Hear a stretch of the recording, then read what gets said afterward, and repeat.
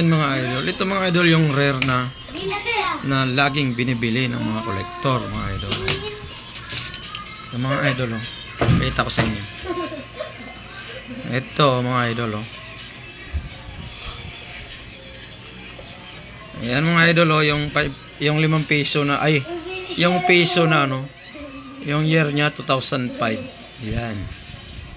At tong year na to mga idol ay mahirap po yan mahanap. Ito yung kanyang likuran oh mga idol.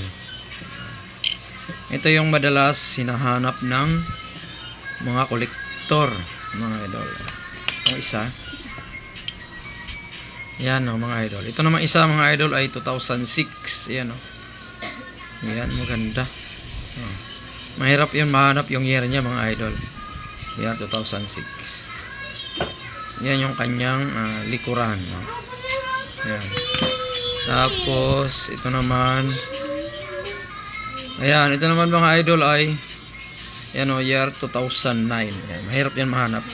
Meron ding isa nito mga idol, yung year 2007. Ayan. Mga rare kung tawagin. Ang hirap mahanap, mga hard to find. Ayan, ito yung kanyang likuran. Ayan, ito po yung mga mahal mga idol. Pag mayroon po kayong mga ganyang year, yan, PM po kayo sa akin dahil bumibili po tayo mga idol. Mahal po yung mga ganito. Libo mahigit. 1,000 plus ang bilihan ng mga ganitong year mga idol. Ayan. Ayan mga idol. Ito yung mga nabili ko. No? Ayan. Ito pa. Ganitong mga coin mga idol.